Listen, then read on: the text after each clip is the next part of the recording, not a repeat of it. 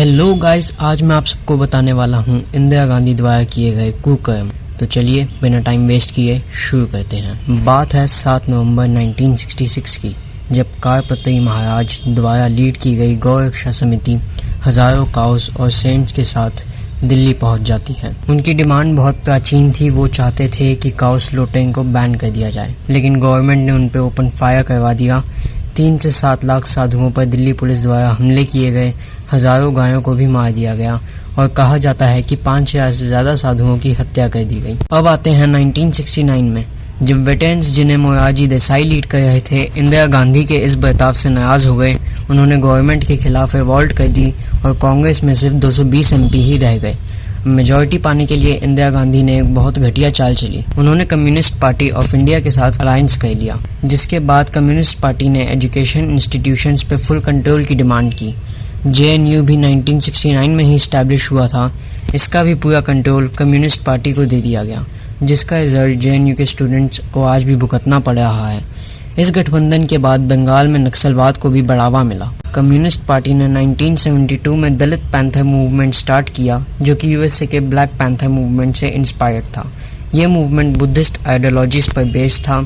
इसमें दलित्स को हिंदुओं के खिलाफ भड़काया गया। मोरारजी देसाई और वेटरन्स के इंदिरा गांधी के खिलाफ जाने का मेन रीजन था इंडिया के 14 लार्जेस्ट प्राइवेट बैंक्स को नेशनलाइज करना। मतलब इंडिया के 14 लार्जेस्ट बैंक्स की ओनरशिप गवर्नमेंट को मिल गई थी, जिस वजह से शेयर होल्डर्स काफ़ी नाराज थे। लेकिन इंदिरा गांधी यहाँ रुकी नहीं। उन्होंने इंश्योरेंस, कोल और ऑयल इंडस्ट्रीज को भी नेशनलाइज कर दिया, जिससे सारी गवर्नमेंट जॉब्स कम्युनिस्ट पार्टी के हाथों में चली गई, जो दलित्स के हक में बोलती थी। 1974 में इंदिरा गांधी ने फॉरेन एक्सचेंज रेगुलेटरी एक्ट लागू करवाया, जिसके तहत किसी भी कंपनी की 40% इक्विटी से ज़्यादा किसी फॉरेनर के पास नहीं होनी चाहिए, जिसके कारण कोका कोला जैसी MNCs ने इंडिया से एग्जिट ले लिया। नक्सल्स और दलित्स को भड़काने के बाद इंदिरा गांधी ने पंजाब में भी एक पासा फेंक दिया था।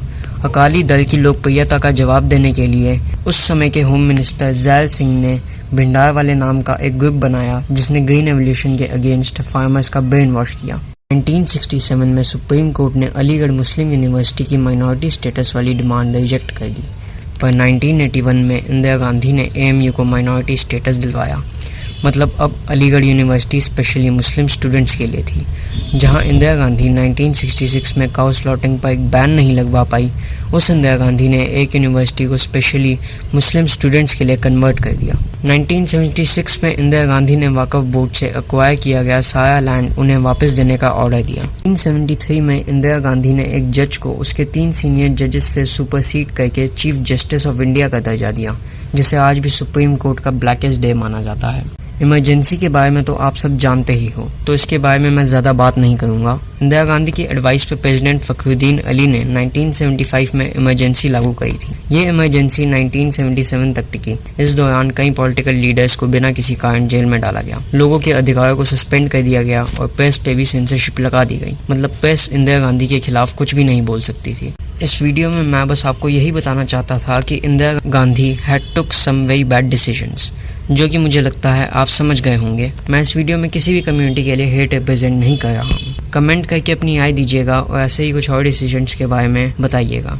वीडियो को लाइक और शेयर ज़रूर करना। That's it for this video. मिलते हैं अगली वीडियो में।